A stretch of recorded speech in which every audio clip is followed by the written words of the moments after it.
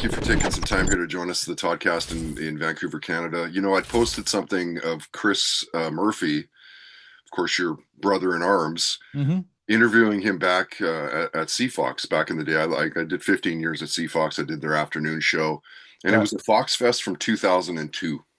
Uh-huh. And so many people were like, dude, how come you've never had anybody from Sloan on your podcast? And I was like, I honestly am not sure. It's not, I might have freaking love Sloan. Hmm. So here we are, less than a month later, and thank you for the consideration to be a guest. I freaking love your band, man. Oh, thank you. Appreciate it. It doesn't get old being in Sloan, does it? No, it does not. When you think back to the early years of the band, like the early 90s, Hmm. no internet, video play on Much Music. The golden age, yeah. Yeah, the golden age, sure, of course, of music and stuff. Like when you think back to what it took to get to where you are today, would you do it all over again if you had to start from scratch today? Oh, you mean start a band from Yeah, scratch? yeah, Back then? I don't think so. I mean, we've made decisions that might have been later in the band's career, but when we first start, that may have impacted us one way or the other. But we were very lucky. Like we had we got signed pretty quickly and we were able to kind of move forward with that. But I think that in general, my goal, and I think everybody's goal in Sloan was it wasn't really to become superstars, it was to make music for a living. And so we've been able to do that. And I feel like I would prefer to have done this for 35 years than to have been really big and made a bunch of money for like 5 years and then disappeared. So this is mission accomplished in terms of like this is what we want to do. Financially, whatever. But yeah, I don't think that I would do that much different. I mean, there's lots of things I could criticize about what we've done over the years or how we've done things, but sure. ultimately it's kind of pointless because we did it. Right. You're here, you're Yeah. alive, you're still kicking ass. And it's And what, what we are still here and alive and kicking ass. So of like, course, a new record and a yeah. big tour So coming up and stuff. so the And what decisions have been that bad. Yeah, fair enough. And like what were some of the toughest battles that your band's been through over the years? Have there been anything where there's kind of been like We broke up after our second record, and right? that was a drag. And we've had trials and tribulations with labels, and we've made decisions that um or we've part of the thing we've been quite lucky in that like we haven't been ripped off that much, but we were ripped off a little bit here and there, and but that tends to bring us together more than separate us. And we as much we are like brothers, like but with I mean sometimes we're like the Gallagher brothers, or sometimes we're like other, but you know what I mean? Like, I Yeah. mean, it's four very headstrong, talented people. The person who deserves a lot more credit is our manager, Mike, because he has to deal with four of us, and nobody's in charge, and nobody's either everybody's happy or they're not happy. You know what I mean? Like it's just four people you got to deal with, plus everybody else is involved. So but I think that we've learned to figure out you pick your battles and then you kind of hope to appreciate what you have. Yeah. And sometimes brothers fight. It's All just the time. All the time. yeah. But we And don't fight all the time. We get along most of the time. It's just little things, but that's to be expected in any relationship. yeah, of course. Yeah. And when like how old were you when you started to take music serious? Well, in terms of like career wise, I would have been 23, but I was playing music before that, before Sloan, and I was working at it. But the problem is if we were in Vancouver, if we were in Toronto, we would have started making music thinking like, oh, well, we're gonna get a record deal and we're gonna whatever. But in Halifax, that wasn't gonna happen. Certainly not at that time. And Mm, so there was no infrastructure. There was no scene there for what we're doing beyond what local people were doing. But if you wanted to like, um, I mean, there were no real labels or anything like that. So the idea of me doing anything in Halifax was like not going to happen because it couldn't happen. So the idea would be maybe I'll move to Montreal, which would be the closest music scene. And so, wow. but so taking it seriously really happened when we went on our first tour, which we got invited to go to, we had done nothing, but we somehow got to out to Vancouver to Music West.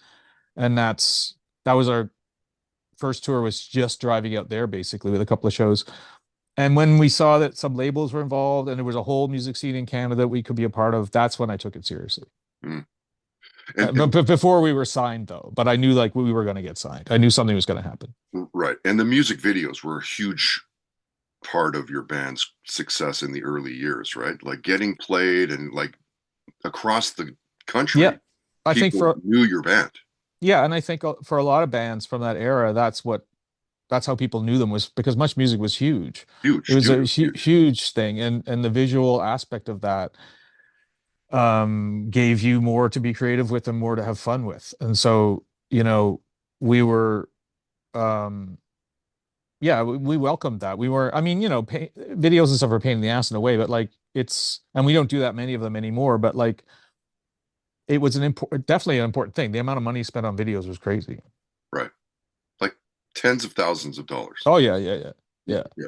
Yeah. And we would, because we were independent, we had distribution deals and stuff with major labels, but we owned all of our own stuff. It meant we paid for everything. So we had to make sure that if we made a video for like She Says What She Means off of Navy Blues, like that's the second single. It's like, how much money are you going to spend on this video before it breaks even? And then how, you know what I mean? Like how many records are we going to sell if we do this? And there was a little bit of there was a little bit of an equation. It's like at some point we're not spending that money because on another, you know what I mean? Like it was all out of our pocket. So Sure. so we would have to know we're going to sell 10 more thousand record, whatever it is, and that'll cover the cost of this video. Otherwise we're not doing it. And but Every whereas time other, you make a move, it's like a gamble, you know? kinda. And I Yeah. mean, maybe that's why we're still around. But like, if we were signed to a major, and we have been signed to a major, and we have been given budgets even after that, like when we were on Sony for Action Pack, Never Hear the End of It and stuff, Pretty Together, like that, we had budgets from those people too, and they were paying for everything. So we were sort of like, it goes on a recoupable account, which we never had to pay off. Right. And in that way, like that's when we made like Feels Good Do It and stuff, which were a little bit more high end. We worked with this guy Noble Jones, who made like hip hop videos, made it look really cool, and that's a step up. But we wouldn't have made that step up without the investment from Sony or BMG or whatever it was. Right. Right. And so did you grow up in the full-on music house? Like what was the music in your house as a kid growing up? Yeah, my father played in rock bands. I'm from Northern Ireland, so he played in rock bands there, and a little bit when he came back, when he moved to Canada. And yeah, there was just there. I mean, there was a certain amount of rock music. He was more into sort of jazz and like soul stuff, but it was never discouraged. And early on, I wanted to. Uh, it just seemed inevitable that that's what I was going to do. It's all I ever wanted to do. I mean, I went to university to get it. I ended up with a history degree, but like I don't know anything about history, and I don't care about history. Yeah. But I do care about the history. I mean, I know everything That's about the history. funny. I know the history of music, but who cares? It already happened. I don't give a shit. That's so funny. Like it's not important. It's just memorizing things. Sure, sure. Maybe it gives you some fodder to write some song material, I guess, maybe, Oh, I have like a enough people. positive out of it. I got enough people in my You're like, life. I don't need any more. I got enough to write about. that's awesome. What was your first concert you went to?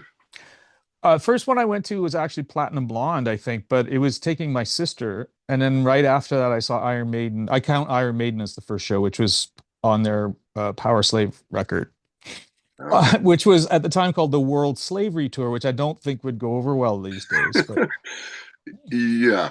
And what stands out from that night for you?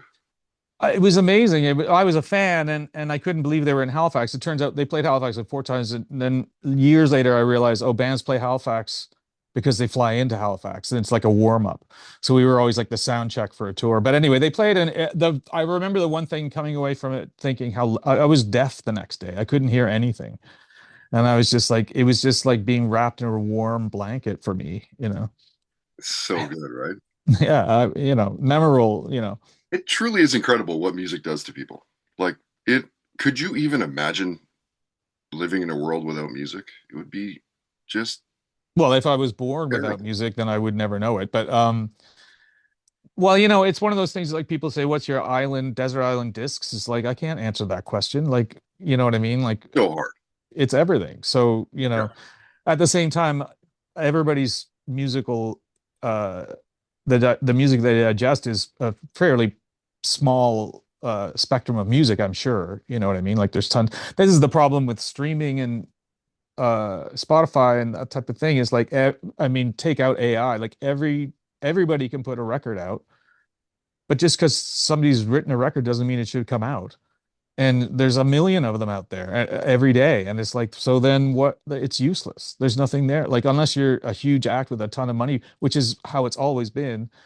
But then, like, the returns are nothing anymore. So, but my problem is just the glut of music that gets released constantly, and 99% of it is garbage.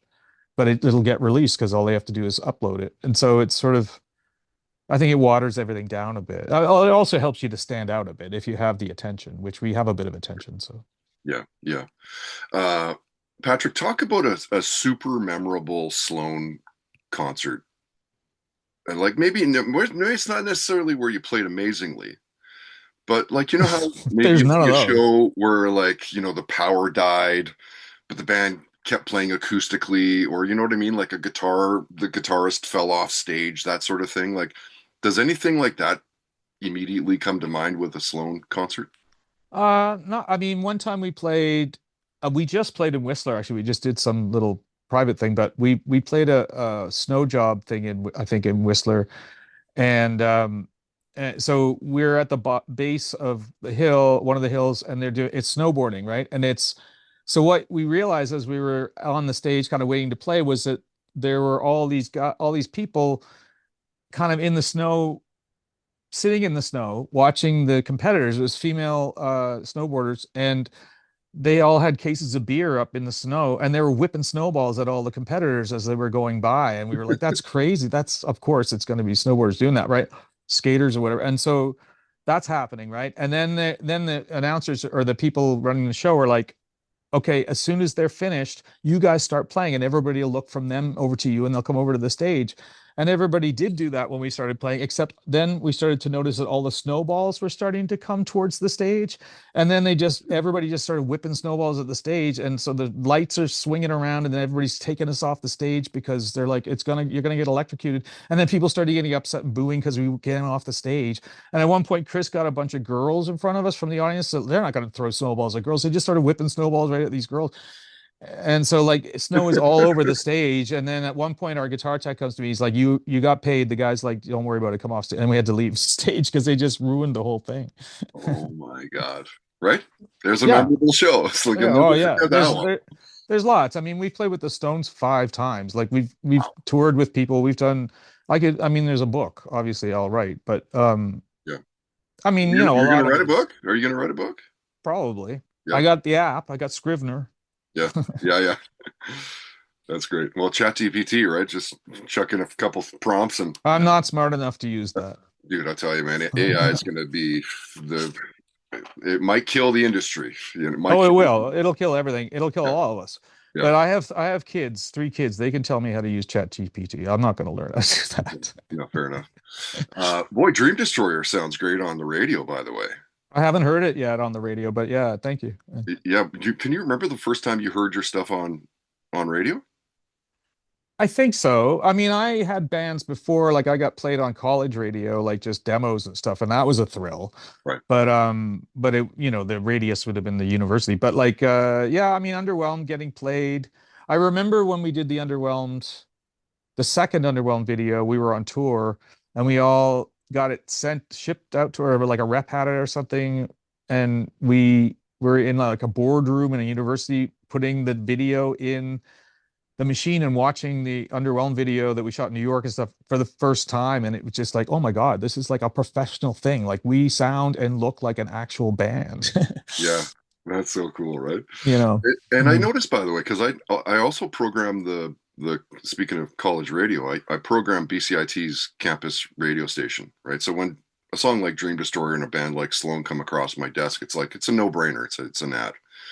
But I also noticed that there's a radio edit of the song, which I didn't add. Yeah, Of course, I added the full on.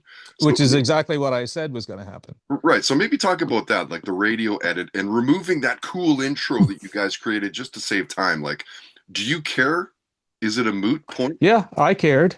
I was like, no, why are we doing this? This is stupid. Of course they're going to play it. What are you talking about? But we did it anyway. We did that for other man too. Like Sony wanted like an acoustic version. Yeah. And so we took out electric guitars and we knew nobody was ever going to play this. We just do it. It's, you know what I mean? Like you just do it to placate people. I mean, if other people want to play it, it's not that valuable to me to not change it. Like if it gets played, that's fine. And it's on Spotify anyway. Like people are going to hear it. Yeah. But with The Good and Everyone, that song's very short and it got played a lot on radio because it fit in everywhere. Like you could just pop it in if you need like a minute and a half to kill. But when we did the video and when it went to radio, they also wanted us to have like to double the chorus at the end to make it longer, which Mhm. I didn't want to do. But then people got used to that because the video had that happening as we were talking about video being.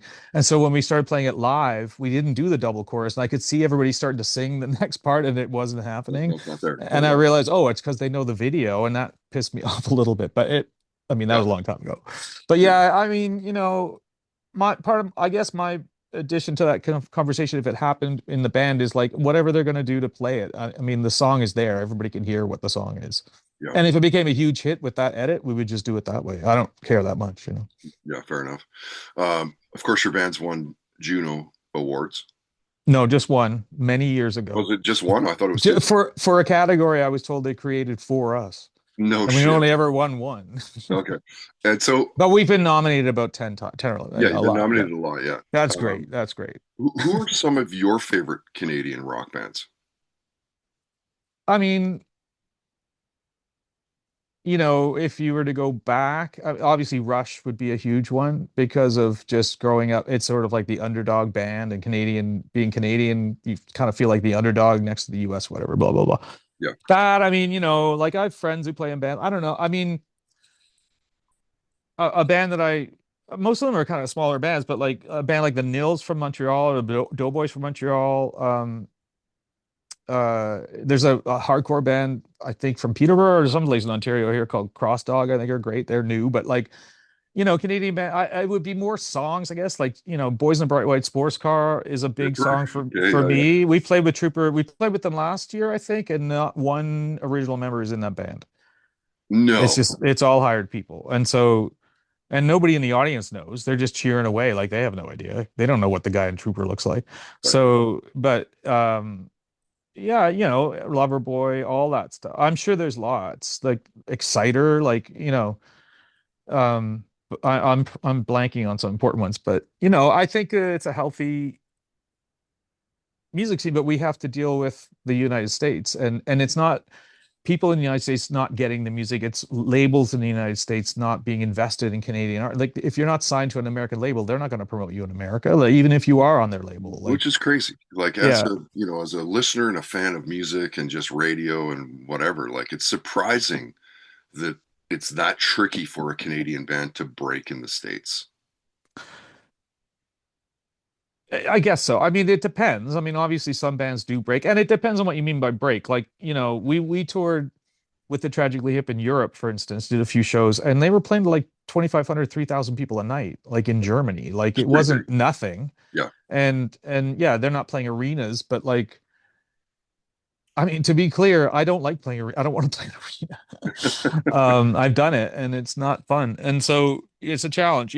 So like, um, but a lot, the flip side of that, and perhaps the more important point of that, is that the Canadian labels don't promote their Canadian acts because they're told to promote the American acts because that's what's going to make all the money. So it's a Right. double-edged sword, or whatever. You're getting screwed either way. Like, Yeah. at some point very early on, well, certainly by the time we made our record Action Pact, which has the song "Rest of My Life" on it, um, once that record was done, I kind of lost interest or hope in ever having a hit record that was going to blow us up in America. Like that was it. I didn't care anymore. And so we just started making music to make music. But prior to that, we had the label in mind all the time. Like they're putting a lot of effort into it, putting a lot of work. We could do this, we could do that.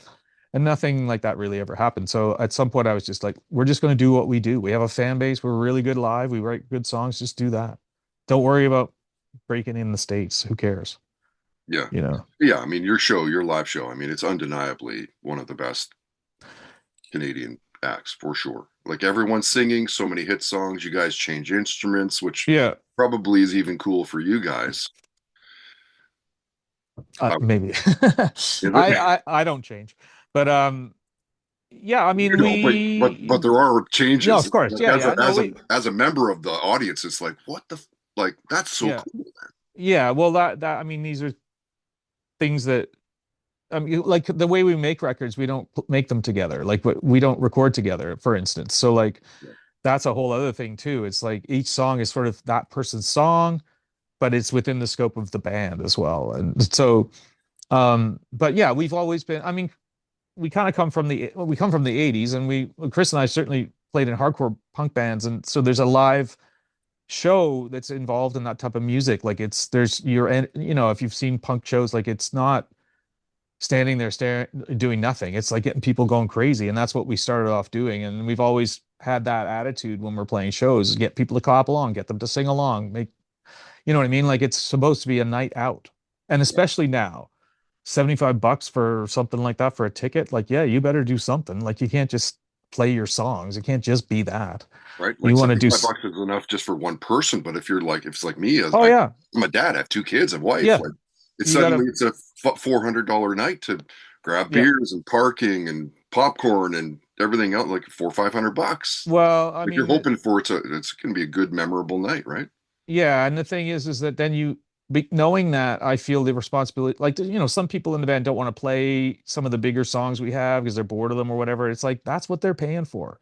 Right. They're not paying to hear the eighth track on the new record. They're paying to hear You don't go Motor to the City Stones Maniacs. and not see Start Me Up. Well, Like, that's what I'm saying. Like you have to do that. Like that's the job. And then, you know, you can complain about it, or you can go pick up garbage. Like, what do you want to do? Like, do you want to play chords, or whatever it is, or do yeah, you want to go work somewhere else? And so there's a little bit of that, but of course you want to represent who you are now. And we just every summer we do like festival shows, and we just play singles, and that can be mind numbing after a while, you know, especially if you don't numb your mind anymore like I used to.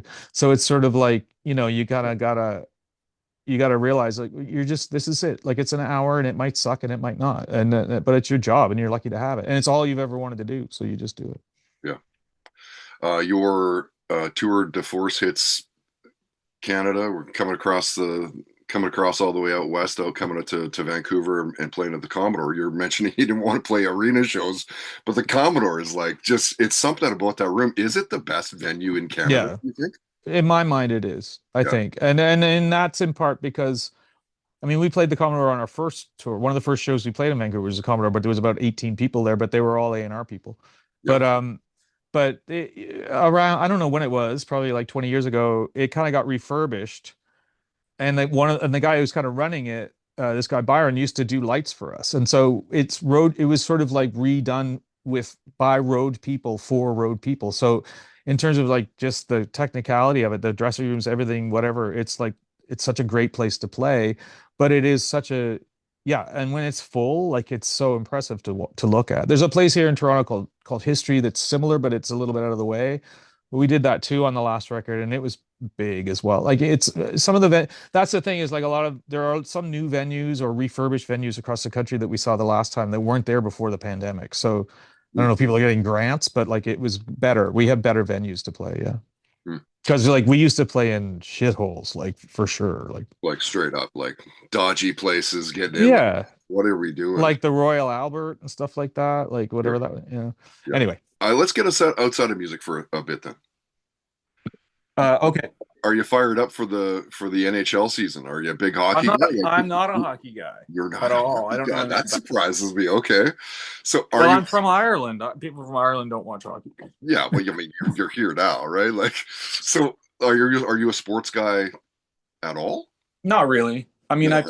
I played little league when I was a kid. Andrew's a big hockey guy. Andrew plays hockey like a couple times a week, Yeah. and I think Chris was played too. But I don't think any of us really follow it. Maybe I think some of the road crew guys do. Sure. I'd be surprised if somebody But didn't. when I Yeah. moved to Toronto, though, I was happy to be here because there was a team like that. Like there was the Maple Leafs or there was the Blue Jays or whatever. Like you had somebody to root for that was an actual thing. Yeah. But that only lasted about two games, and I didn't get. Yeah. Fair enough. Patrick, what are you watching lately? What are you binge watching? Well, It's I've been your watching fun this time. this new Alien show, the Oh, new Alien Earth, and the cool thing about that, the first episode, I was obviously again grew up in the '80s. That was a big movie for me, and but the last minute or last couple of minutes of the first episode, they it it's sort of this moody thing, and all of a sudden I hear this music. I'm like, what is this? And I'm really, and it's like, is this Black Sabbath? And it was this instrumental thing from this Dio Sabbath record, E5150. And on the record, the next thing that kicks in is the song Mob Rules, which is the heaviest intro of any song. And they went into Mob Rules at the big. I couldn't believe it. I was like, wait, this is a Black Sabbath Dio song, and it's on an Alien TV show, and they just put this. I was like, is it my birthday or something? Like, what the hell's going on? I thought it was really cool that they used that, and it was clearly done by somebody my age, probably. oh, for sure. You got to think the people picking the music are yeah, probably Yeah. 50s. So we've arrived finally. We've arrived. Do you believe aliens have visited Earth? I would imagine if there were aliens around, I don't know why they would. I don't know. But now aren't they talking about? Maybe it's just TikTok, but they're talking about some object that's coming from a whole other area. They don't even know what the hell's coming out of it. Well, I think the last couple of years, there's been kind of like, oh my God, this spaceship that turns at like a 90-degree Yeah. angle goes 7,000 miles an hour. Like, there's been sightings and shit like that, but that doesn't mean that they're stopping and hanging out. Well, that's the thing, and why would they unless we're impressive or we have something? But I don't know. I I would imagine they'll discover life and it'll be something like a microbe, and everybody be like, "Who cares?" Yeah, straight up, right? But also, like, I'm a little bit more concerned with what's going on this planet right now. Slightly. Yeah. Yeah, it's all going to shit, isn't it? But I find that that's the thing of this era is like people will be concerned about what's going on about aliens, and they won't pay attention to what's going on, not just across the world, but even in their own neighborhood. Everybody's paying attention to what's going on to somebody else somewhere else. It's like where I live in Toronto. It's like there's a lot of homeless people. There's a lot of drug. I mean, obviously Vancouver too. It's like, how Dude, about let's pay attention to that a little bit. like 10 blocks away is a nightmare. Yeah, or like Gastown or something. Yeah, like right Yeah. Main and Hastings is like, Yeah. what No. the hell? This city is insane. Well, It's we crazy. played the Imperial Theater, Yeah, and the great bar. alleyway behind there. I was going to get some coffee or something one day. I have a glance down. There's like an ambulance just slowly going along, like basically bring out your dead kind of thing. It's just like, and I'm just like, it's just that's a big problem, and that's something we could do something about, or just Indigenous people, whatever it is. Like, let's look at that. We're not. All that stuff. Yeah. So anyway, that's just me being political. Let That's me it. let me That's hit all. you with something a little more light. Let Yeah. me get a little more light here. I want to do some rapid fire questions with you, okay? Yeah. You don't need to elaborate if you want to, that's cool. So let's go this or that. Coffee or beer? I don't think you drink anymore, do you? No, but it's a lot of coffee. That's a lot of coffee. It used to be a lot of. Early bird or night owl? I'm both. It's the best combination. Where do you work best? Well, I actually think I work better these days in the morning, but because for about 80% of my life, I didn't get up until about 12:30 or 1 o'clock in the afternoon, except when I took my kids to school. But then I would just go right back to bed. But now I like being up early and doing things. But I find nighttime. Yeah, now nighttime is a little bit more just going over what I've done in the day. But I tend to do, like, when we record and stuff, it's always during the day. When we rehearse, it's during the day. Which, Okay. yeah, Dogs or cats? dogs, Sweet or salty? salty. Marvel or DC? Neither, but Really, you're not a superhero guy? Like, no, you don't watch those movies? Don't give a I've shit? seen a couple of those Marvel ones. I saw like Iron Man and stuff. They're fine. They're good. Yeah, yeah. Probably that. I haven't watched the Superman Batman one. I don't understand Americans' obsession with Batman. He doesn't do anything. He's He's a not a regular super. dude. He's just a guy. I know, but that's the Superman thing. would kick the shit out of Batman. It It's wouldn't even be ridiculous. It's close. dumb. But my point is, Hollywood. Like, how many reboots have you done of this thing? And it's nobody. Like, who cares about Batman? You know what I mean? Star Wars or Star Trek? Star Wars. All right. Name three things. Bands that have changed your life. Oh well, it would be AC/DC, Jesus and Mary Chain, and um Bowie, I guess. Interesting. AC/DC, Bon Scott, or Brian Johnson, or both? Well, it's a little bit of a difficult one, right? Probably Bond, but you can't compare them because they're not the same band. It's a little bit like Black Sabbath with Dio. It's not the same band. Like they, you know what I mean? But yes, I prefer. I think Bon Scott's lyrics. I've ripped his lyrics off numerous times, blatantly in songs. That's awesome. Three celebrities you'd want at a dinner party.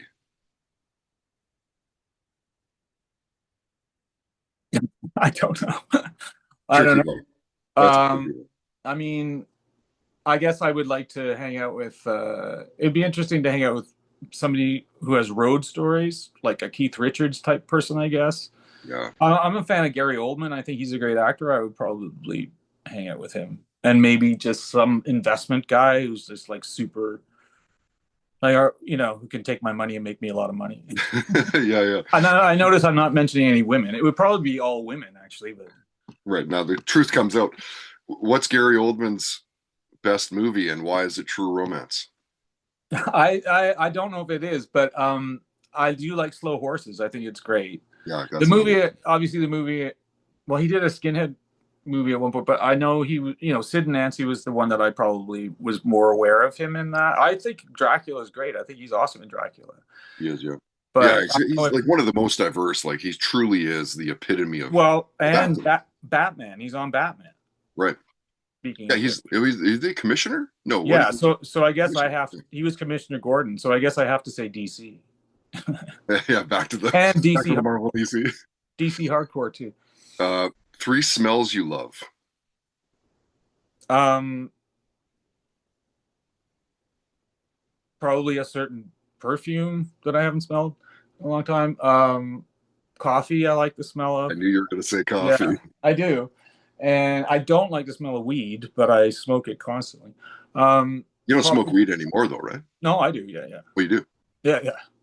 Nonstop. Not nonstop, but Yeah. no, I do.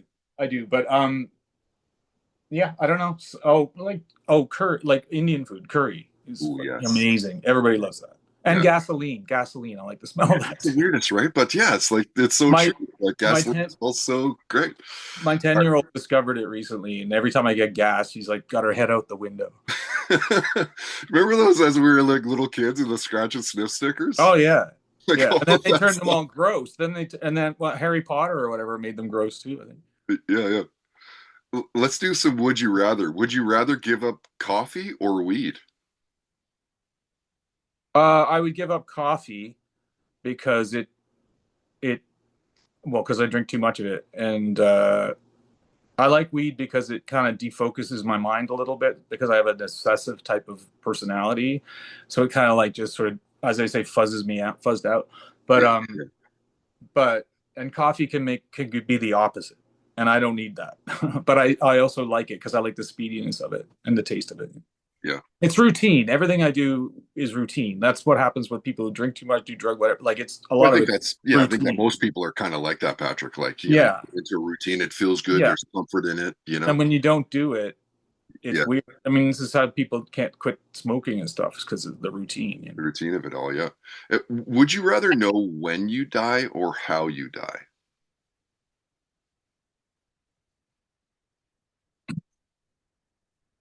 Probably when. So I could do stuff beforehand or prepare for it. Yeah, I would imagine. Also, well, it depends. Like, can I kill myself ahead of time to be in control of my own death?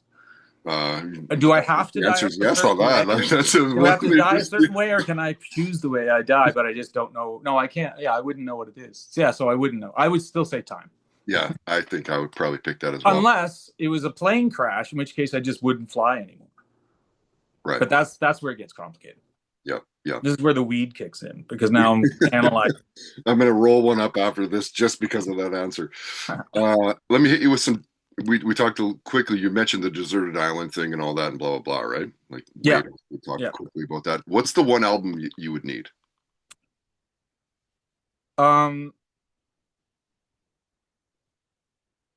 Maybe I would bring our first record, Smeared, and that way I could listen to it Nice. and hear what we were like back then. And you know, I don't know, maybe. I mean, other people's record. I get tired of music. I'm not that big a fan of music, to be honest with you. I do listen to it, but like I'm not obsessed with it or anything like that. I do it for a living, but my problem is when I hear people's songs or when I try to learn songs, I just end up writing another song or I criticize the song too much. You know what I mean? So it's sort of like if you paint houses for a living and then you're kind of like looking at how other people have painted their houses. Like at some point you just don't care. Yeah, yeah. Patrick, thanks again for doing this and taking some time. I want to respect your time and wrap it up here with one last Okay, question. cool. It could be the easiest, it could be the hardest question I'm asking you today. Okay. Could you nail it down to one career highlight with your time in Sloan? Or is that even possible? Well, I mean, I don't, I would have, in some weird ways, I think the highlight would be very early in our career. Not that it's been downhill, but just like, getting signed to a label, going to LA and making a record. That was the most exciting time of our lives in a lot of ways. And so that's a highlight. We played with the Stones twice in Boston, like opening for them. That was great, doing various festival shows. But the band is important to me. There are bigger events in my life than the band. So, but yeah, within the band, yeah, I would say just as it was all starting to take off, it was just so exciting at that time. Yeah. Yeah, hard to get away from the stuff that kind of makes you, what you are today. Well, that's the thing. Yeah. And then everything else after that is cool and great. But, then there's things like having kids and stuff like that, getting a cool guitar. Yes, exactly. Sloan's new album is called Based on the Bestseller. It is out on the 26th, only a couple of days away. How long have you guys had that completed? I think I'm not quite sure, but it was like maybe about 6 months ago. Okay. 5 or 6 months ago, maybe. Is that weird, or is that's just the way it is? Like No, that's that's the way it is. A lot of it has to do with release schedules. It's not to do with us; it's to do with other people. So, in terms of like when it could come out, when's the best time for it to come out? And I think it was either going to be in the spring, and then we would do festivals on it. But that didn't fit. So with the labels and stuff. So we did it now. So yeah, I've been listening to this a lot, and you'd think I know how to play it all. You got to do some brushing up practice for the tour. I'll get it. I'll have it done. You'll get it. Yeah. Thanks again, Patrick, for jumping on. Okay. Sloanmusic.com for everything Sloan. Otherwise, we'll see you on your social media feeds. Yeah, for sure.